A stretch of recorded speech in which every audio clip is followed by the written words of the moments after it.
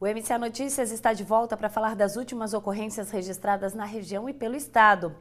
Um assalto a uma lotérica em Bombinhas terminou com um morador baleado, perseguição e tiroteio com a polícia militar. Nas imagens é possível acompanhar toda a ação dos bandidos. Parte do dinheiro levado no roubo foi recuperado e um homem foi preso por suspeita de participação no crime. Ele estaria aguardando os outros assaltantes em um veículo Siena para ajudar na fuga. De acordo com a Polícia Militar, o assalto aconteceu por volta das 3h30 da tarde de ontem, em uma lotérica na Avenida Falcão.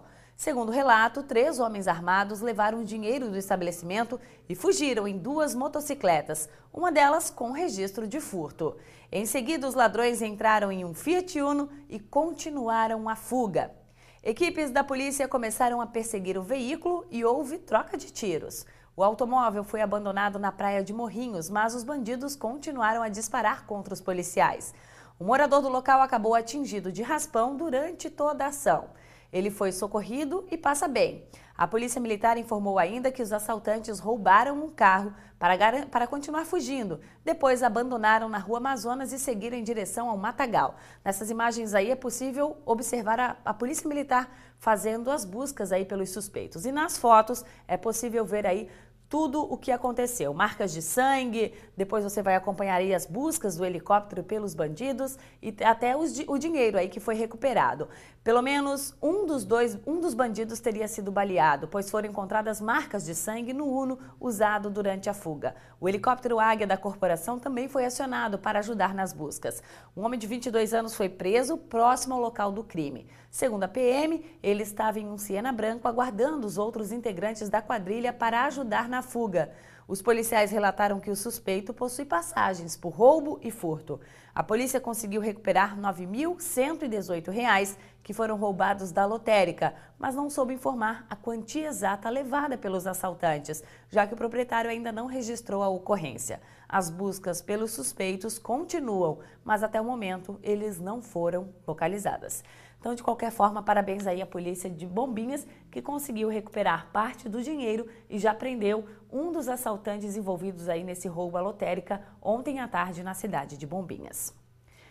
E um feto de cerca de 160 gramas foi encontrado em um terreno baldio na rua Barra Velha, no bairro dos Municípios, em Balneário Camboriú, na manhã deste domingo. A Polícia Militar foi acionada por populares por volta das 10h30 da manhã. O bebê estava dentro de um saco plástico preto, dentro de uma caixa de papelão.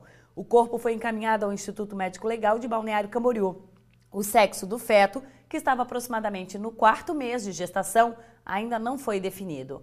O resultado do laudo médico deve sair em até 10 dias e depois vai ser encaminhado à Polícia Civil, que investiga este caso. E as obras na Avenida Reinaldo Schmittausen iniciaram nesta segunda-feira. Entre os primeiros trabalhos estão a limpeza e o início da construção das calçadas e ciclovias. Nesta semana, a Secretaria de Obras iniciou de forma efetiva as obras de revitalização da Avenida Reinaldo Schmittausen, no bairro Cordeiros de Itajaí. Inicialmente, está prevista a execução das calçadas, ciclovias e repavimentação no trecho que vai da BR-101 até a Rua Francisco Reis.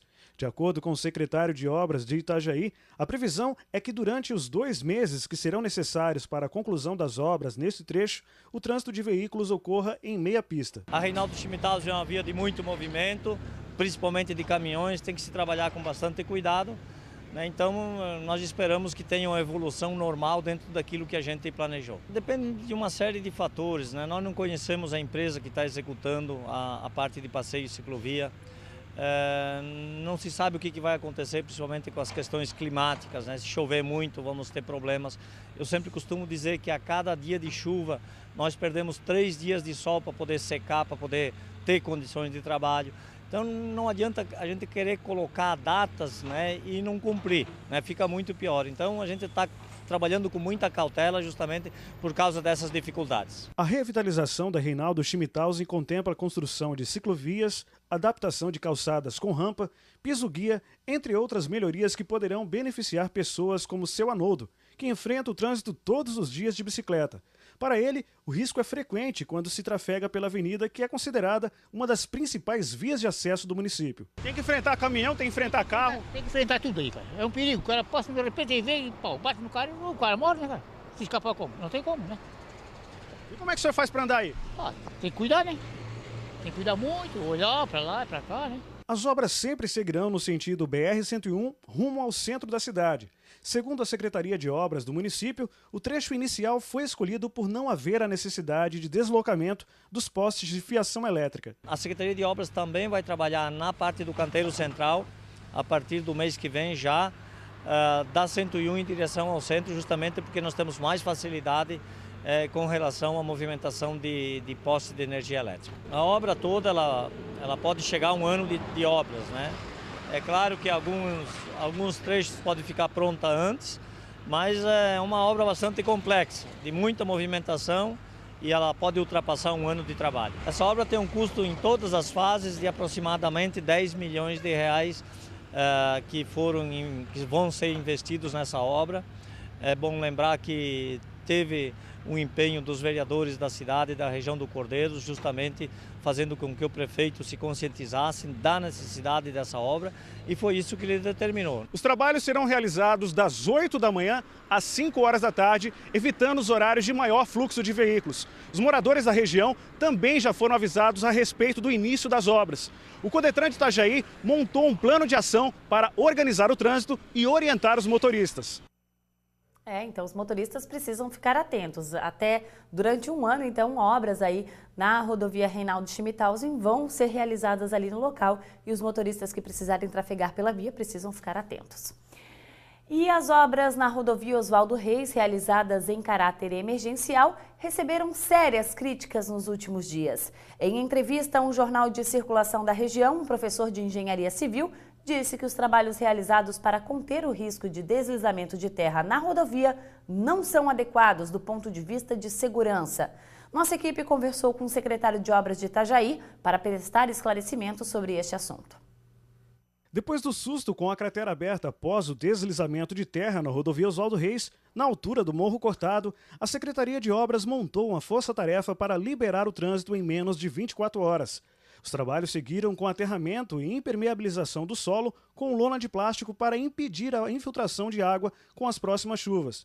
De acordo com a Defesa Civil, a via não oferece risco para os motoristas. De qualquer forma, o local será monitorado para averiguar se houve qualquer alteração. Mas, segundo declarações de um professor de engenharia civil da Univale, a medida tomada pode não ser a mais adequada porque a rodovia não possui nenhum tipo de sistema de drenagem pluvial. O secretário de Obras assume que não foi a melhor de todas as medidas a serem tomadas, mas foi a mais indicada no momento. O que nós fizemos ali talvez não seria o ideal, mas era o que tinha que ser feito no momento, o mais rápido, o mais barato. No entanto, com a proteção que nós fizemos ali, pode acontecer um novo deslizamento. O que nós vamos fazer é uma hidrossemeadura ou um plantio de grama.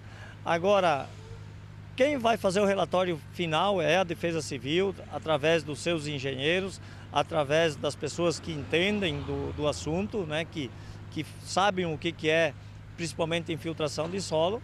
Né? Eu nunca disse que aquilo era o garantido, né, mas foi aquilo que precisava fazer naquele momento, por isso que nós fizemos. Agora, tem que se fazer um estudo mais detalhado. Eu acho que nós temos que aproveitar a oportunidade daquele acontecido ali para conscientizar, inclusive, a própria questão da justiça, que tem embargado aquelas obras que seriam executadas o empreendimento que seria executado naquela região, que se liberasse para que eles pudessem fazer a terceira pista, dando mais agilidade ao trânsito naquele local e também fazendo com que se faça uma segurança definitiva naquele morro, porque realmente aquilo pode desmoronar, talvez não naquele mesmo local, ou até mesmo no mesmo local, ou em outros pontos, porque a estabilidade daquele solo lá é bastante precária.